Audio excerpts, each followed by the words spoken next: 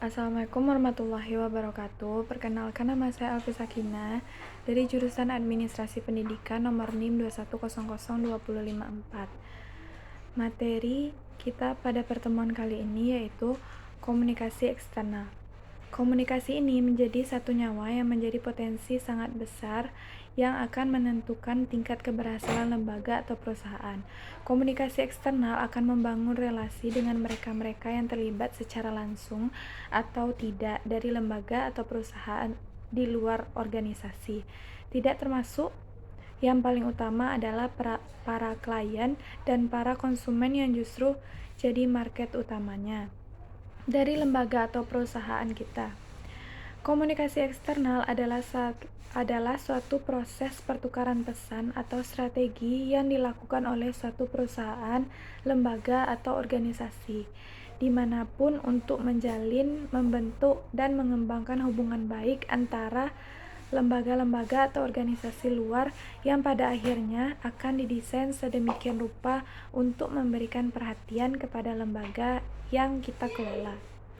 Komunikasi eksternal secara prinsip dalam suatu organisasi juga dimaknai sebagai kegiatan komunikasi di antara perusahaan atau organisasi dengan semua khalayak. Komunikasi eksternal diperlukan untuk mengetahui beberapa besar pengaruh organisasi pada lingkungan sekitar dan selain sebagai hubungan timbal balik yang jelas.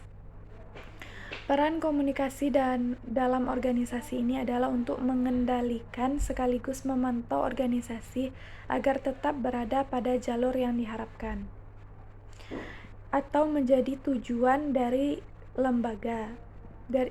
awal dari lembaga. Dengan begitu, organisasi pada akhirnya mampu melakukan pengawasan atau evaluasi terhadap kinerjanya dan melihat bagaimana penilaian khalayak terhadap keadaan organisasi tersebut. Tujuan dilakukannya strategi komunikasi eksternal memang menjadi satu pilihan untuk menyampaikan, menjelaskan segala sesuatu yang memang ingin diantarkan kepada publik dan ketika ini dianggap sebagai suatu strategi. Ini memiliki tujuan untuk meraih keuntungan sebesar-besarnya bagi perusahaan. Hampir semua sisi ketika komunikasi ini dilakukan dengan benar, dikelola secara baik ketika relasi atau hubungan ini terbangun dengan baik pula. Sebesar-besarnya, ini menjadi keuntungan yang luar biasa bagi perusahaan. Biasanya, perusahaan akan mencoba memaksimalkan strategi ini dengan sebaik mungkin karena selain untuk mencari keuntungan, komunikasi eksternal juga memiliki fungsi membangun citra dari lembaga atau perusahaan. Apabila citra perusahaan itu menjadi lebih baik, tentu ini menjadi keuntungan biasa bagi mereka untuk menarik perhatian dari para pelanggan atau konsumen. Selain itu, melalui komunikasi eksternal ini, lembaga atau organisasi sebenarnya akan mendapatkan berbagai macam feedback yang akan membantu lembaga atau perusahaan kita untuk berkembang lebih baik ke depannya. Bentuk dari feedback yang diberikan dari klien atau investor secara langsung. Yang pertama, website perusahaan atau lembaga. Website seringkali identik dengan media untuk mempromosikan produk, namun dibalik itu website digunakan untuk membangun komunikasi dengan pihak luar. Di dalam website, kita bisa memasukkan berbagai macam informasi, berbagai macam pesan perusahaan kita mengenai kelebihan-kelebihan produk, jasa, segala sesuatu yang baik untuk membangun, membentuk, memperbaiki citra perusahaan atau lembaga dalam konteks public relation. Yang kedua yaitu majalah perusahaan. Ini dimanfaatkan beberapa perusahaan terhadap mereka-mereka yang tidak bisa secara mudah kita sentuh dalam komunikasi langsung. Majalah bagi perusahaan bisa dimanfaatkan untuk mempromosikan organisasi kepada khalayak, sehingga mereka lebih mengenal organisasi. Kemudian, kolom-kolom majalah dari kita desain bisa diisi dengan macam rup BRIC, misalnya visi, rencana kegiatan, berbagai program kegiatan. Kelebihan majalah yaitu lebih menarik, full color, bisa tahan lama, dan isinya bisa dibuat lebih detail sesuai dengan keinginan perusahaan atau lembaga, dan cenderung bisa lebih lengkap.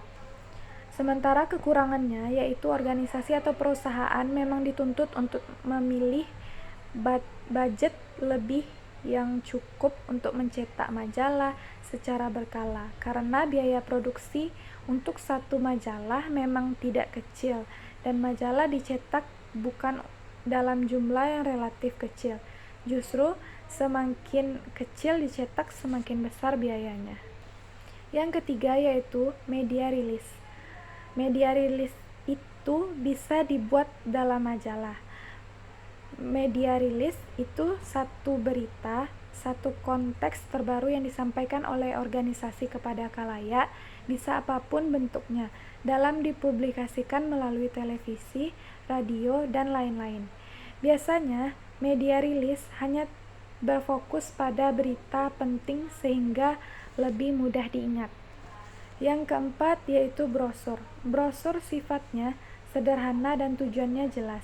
Isi brosur biasanya langsung menjelaskan satu titik masalah sehingga khalayak dapat memahami secara umum dalam sekali baca. Dan brosur ini biasanya dibagikan ke tempat-tempat umum yang dapat menjangkau masyarakat banyak. Kekurangannya, gampang dilupakan, gampang dibuang oleh mereka-mereka yang sudah membaca dan menerima brosur tersebut. Kita masuk ke bagian selanjutnya yaitu jenis-jenis lain dari komunikasi eksternal. Yang pertama, konferensi pers. Narasumber mengundang wartawan dan jurnalis untuk mengumumkan satu hal yang penting.